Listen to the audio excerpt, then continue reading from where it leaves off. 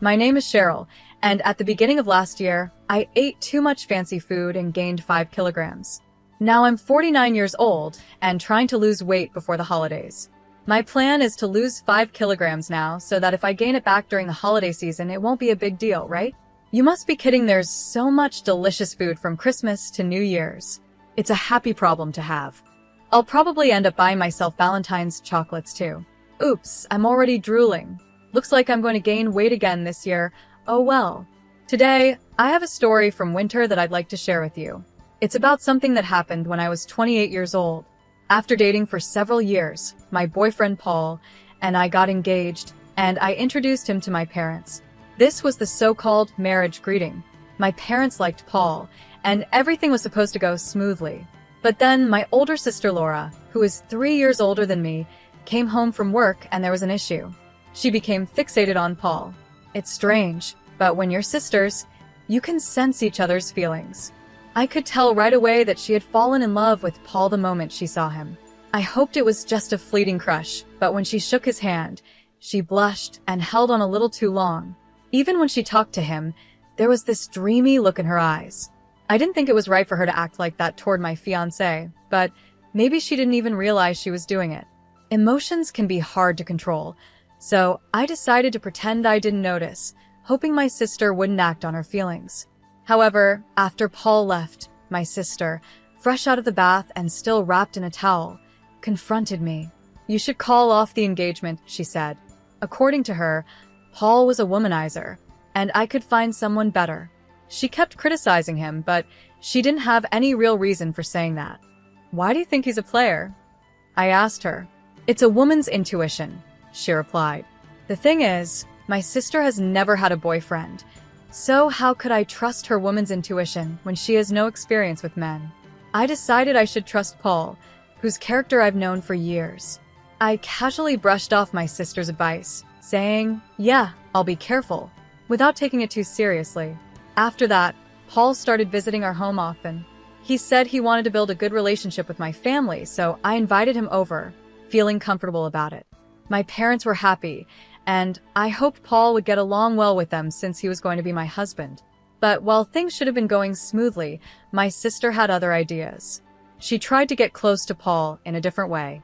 According to Paul, when I wasn't around, she would grab his arm, press her chest against him, and ask, "Don't you think Marianne is a bit immature?" She even asked for his contact details and once purposely fell down in a way that exposed her underwear. Paul said it was so over the top that it was actually funny, but I would have been worried if he was the kind of man to take it seriously. My sister believed she had a chance because Paul couldn't directly reject her since she was my sister.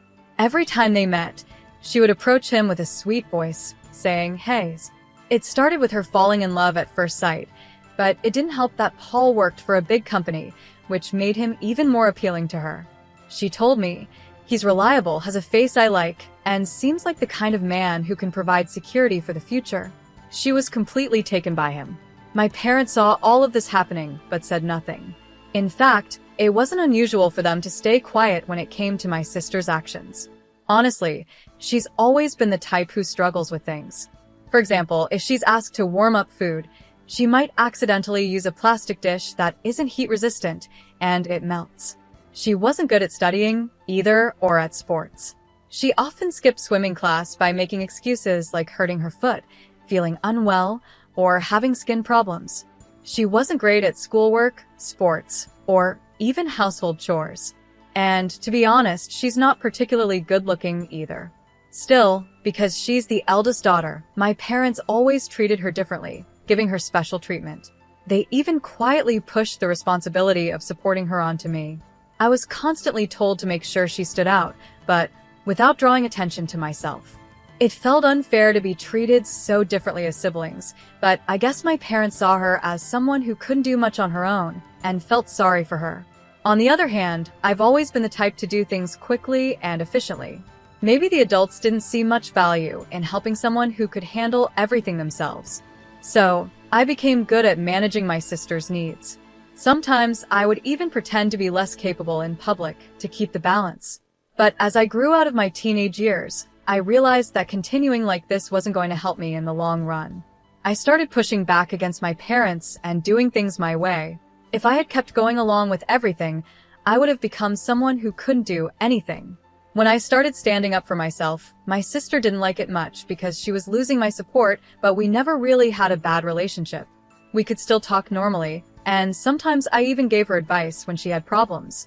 Our family had its issues, like being too protective of my sister and a little bit of tension between us, but I still thought we were a pretty normal family.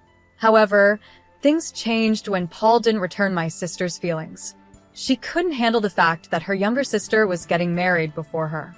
The night before my wedding, my sister blurted out to our parents, "I can't accept that my younger sister is getting married before me." My dad tried to calm her down, saying, "Don't worry, Laura. You'll find a good partner soon too." I agreed with him. "Yeah, Laura, it's not a big deal." But she wasn't having it. Normally, the older sister gets married first, then the younger one. It's too soon for her. The wedding is tomorrow, I reminded her. "What are you talking about, Mom? Don't you care about me? I'll be the poor older sister who's left behind while her younger sister moves on," she cried. That night, I listened quietly from the hallway as my sister and our parents argued. Should my sister really get married first? If I waited for her to marry, I would end up growing much older, without any progress in my own life. What was she thinking? I hoped she would calm down after venting her frustrations. Then I heard something shocking. "We won't attend the wedding tomorrow, Laura. Please be okay with that," my father said. What? Both my parents agreed not to come to my wedding just to make my sister happy. I couldn't believe it. It was like they were under some spell, doing whatever she wanted. This went way beyond simply indulging her. Even then, my sister sighed, still not fully satisfied. "Fine, I'll compromise. Let her have a wedding that nobody acknowledges." It was clear she didn't want me to marry Paul, likely because she had feelings for him. It was unbelievable that my parents wouldn't attend my wedding because of my sister's jealousy. The day of my wedding came, but I barely slept the night before. Instead of excitement, I felt anxious and uncomfortable, constantly thinking about what had happened. I'll never forget the satisfied smile on my sister's face when my parents told her they wouldn't be there. At the venue, I had to explain to Paul and his parents why mine weren't coming. I apologized and said, "My sister doesn't support this marriage, so my family won't be attending." I told them it was heartbreaking to say that my own parents weren't coming to my wedding. My in-laws were shocked and couldn't believe there were parents who wouldn't attend their daughter's big day.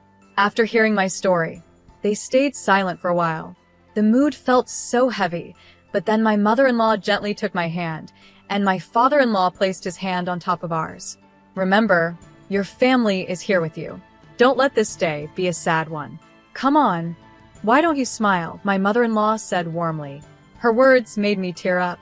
Paul, seeing me cry, softly stroked my head and said, "Ashley, I'm your husband now, so please stop saying that your family isn't here." My in-laws and Paul quickly tried to cheer me up, jokingly telling me not to cry because my makeup would smudge. Then, my mother-in-law looked at me with kindness and said, "Ashley, I know things are hard with your family back home, but this is the start of a new life. Let's build your own family together." Even though I felt abandoned, her words and her strong embrace gave me comfort. Paul and my father-in-law joined in with hugs, and I told myself that everything would be okay. Like my mother-in-law said, this was a new beginning. I promised myself that I would build my own happy family, and on that day, I officially married Paul. 18 years have passed since that day. In that time, Paul and I had a daughter and 3 sons. Our daughter is capable and looks after her 3 mischievous brothers, who sometimes turn the house upside down. I surprise even myself with how often I end up shouting, "Stop it now." Paul's career has been going well, we bought a house, and we've been living a stable life. But then, something unexpected happened. My father, mother, and sister showed up at our house. After the wedding, I had kept my distance from them and hadn't given them our new address. Yet somehow they found us and came unannounced. When they appeared, instead of a warm, long time no see, the first words out of my mouth were, "What do you want?" "I need a favor from you," my sister said. My parents added, "It's something only you can do for us," looking at me with serious expressions. I had no idea what they could possibly want after 18 years of silence. Half curious and half afraid, I wondered what was going on. I stayed quiet as my mom spoke up. We want you to give Paul to your sister. What? Both Paul and I were stunned by her words. Wait a minute, what do you mean I need to give Paul away? I asked sharply. My parents both looked away, guilty, while my sister stood there, smug and proud. She's still single, and she's turning 45 this year. That's a problem, my father said. His words made no sense to me, and Paul looked just as confused. Actually, my father continued, the company she worked for recently went out of business, and she's unemployed now. It's tough. We're worried about her future, being single and without a job. We hope you understand. Since you're sisters, you should feel the same way. In my mind, I thought, no, I definitely don't think so, but I stayed silent, waiting to see what they would say next. I was getting frustrated with how slowly my father was speaking, but I held back from saying anything, eager to hear his point. She's always liked Paul, and she's still alone because of it. You've had your time with him. Could you let her have him for the rest of her life? What? Paul and I were speechless. My parents kept pleading, please, while my sister stood there confidently, certain she would get what she wanted. Given how my parents always catered to her, it made sense that she believed this, but the request was outrageous. As I put my head in my hands, Paul pulled me aside and whispered, this could actually be a chance. A chance? What do you mean? I asked. Well, remember that joke you made when you were drunk? It's like it's coming true, he said with a small grin. Then, should we go with it? I asked. We stood up and turned back to face my sister and parents. Do you really love Paul that much? I asked. My sister was caught off guard. She blinked in surprise and repeated, yes, yes. I've loved him all this time. Wow, that's some serious love, I said. You've been in love with him for 18 years, even though he's married to me? Yes, she said. It's been so painful watching you and Paul together. It should have been me. Paul and I could barely hold back our laughter at her serious tone. I took a deep breath and said, all right, I give up. If you love him that much, I'll step aside. My parents were shocked. My mom quickly asked, really? Don't you love Paul too? No, actually, I said, looking at Paul. To be honest, I've always liked Laura. Paul played along, turning to my sister and saying, yeah, I've always liked her too. My sister's face lit up with joy. Really? She asked, her face flushed with excitement. I knew it. You never resisted when I hugged you, and your eyes always looked so loving, my sister said, excitedly. I've been waiting for this moment, and finally, it's here. I had to hold back my laughter, and I could see Paul pretending to cry, though his shoulders were shaking from trying not to laugh. We just needed to keep this up a little longer. We'll always be together from now on, Paul, my sister suddenly said, acting as if they had been a couple all along. She was so casual about it, like she'd been living in this fantasy for the last 18 years. Laura, I'm happy, Paul replied with a smile. Please be my support from now on. Yes, absolutely, she said, clearly thrilled. So, I'm going to quit my job, Paul announced, grinning. My sister's smile faded in an instant, and her face turned to shock. Really? Yeah, I want to be with you all the time, Laura. So I'm quitting my job to always stay by your side. What? She stammered, clearly not expecting this. I won't even go outside anymore. Paul continued cheerfully. I'll follow you everywhere. I'll even watch you do housework from behind. My sister froze for a moment, her panic setting in, while our parents looked visibly disturbed. But I'm not working either. This is a problem, she muttered. What's the problem? If we're together, we have nothing to fear. We don't need money to be happy, Paul replied. But nowadays, we need to pay for things like insurance. It's not like the old days. We can't just live on love alone, she argued, her eyes starting to lose focus. Sensing the moment was right, I jumped in. Paul, if we end up divorcing, I'll be taking a large share of the assets, so you better pay up. Don't worry, Paul said with a laugh. Your sister and parents will take care of everything. Hearing this, my parents turned pale and exchanged worried glances. Laura, my father said, this is hard to admit, but this isn't right. Stealing your sister's husband, it's wrong. Exactly, Laura, my mom added, suddenly backing away from the plan. It was as if all the passion and support for my sister vanished in an instant. What are you talking about? You promised Paul to me. Laura yelled, her frustration growing. That was before my father began, but she cut him off. I don't want to hear it. Doesn't anyone support me? Laura screamed, and in her frenzy, she grabbed my mom's hair. My father tried to calm her down, but it was chaos. In the middle of all this, Paul calmly spoke up. Laura, to be honest, you're not my type. I respect you as Ashley's sister, but that's it. Everyone fell silent, their attention now on him. I don't really want to interact much with you, especially when you look at me like that, Paul said. That gaze actually turns me off. Knowing that someone has unreturned feelings for me is really uncomfortable. His honest words left my sister and parents speechless. But Paul, what was all that earlier? My sister asked, clearly confused. Stop acting so casually with someone else's husband, I said firmly. There's no way he could fall for you. We have a family, and we're happy. As I said this, I stopped my sister, who was walking toward Paul with a pale face. You tricked me, she shouted. How could you think that someone who hasn't contacted you in 18 years still loves you? Isn't that a bit unrealistic? I asked. My sister's face turned red, and she started to tear up, clearly out of frustration. If you were really attractive, maybe it would be different. But no one finds charm in someone who is unemployed, dependent on their parents, and can't do basic things because their mom has always done them. At your age, a marriage wouldn't last long with those traits, I said plainly. Paul quietly chuckled behind me.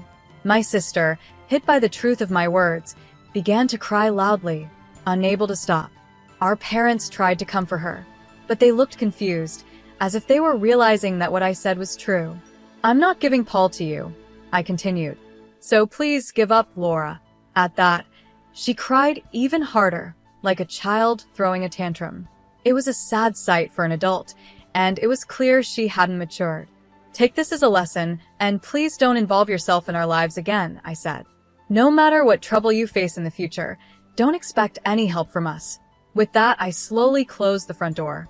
When my children asked what happened, I simply said, it's Halloween season, and it seems a ghost came early. My eldest suggested we exorcise the spirit, but I stopped the idea, though it did feel like there was a ghost wailing outside as my sister continued to cry. 6 years passed, and she's still single. She found a job but got fired for inappropriate behavior, and she caused trouble by rushing into a marriage that didn't work out. Now, she's banned from matchmaking events and seems likely to stay single for life. My parents, despite being tired, are still working part-time jobs to save money for her.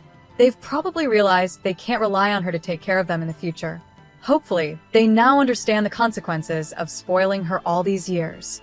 I spend my days as a homemaker without having to worry about school fees for my kids, thanks to my smart children and my husband, who has a stable job. Sometimes, I wonder if working outside the home would help me burn off the extra calories I gained during the holiday season from eating too much. My daughter, who is already slim, is entering her growth phase and has been talking about wanting to go on a diet. I'm trying to convince her not to. You can think about dieting when you're older, like me, I tell her. My 3 sons love dancing and recently showed off their skills at a local event, where they won several awards. They proudly say, we're going to be in Pearl Jam one day. So, I really hope Pearl Jam stays together until they grow up. We regularly get visits from my in-laws, who are as dear to me as my own parents. We always enjoy delicious meals together. When the kids have their spring break, we plan to take a trip to a spa, and I'm excited about spending some quality time together. Although there were many challenges before marriage, my life since then has been filled with happiness. The bonds within our family have grown stronger, and I'm grateful for the love we share. I hope everyone stays healthy and lives long so we can continue to make precious memories together as a family.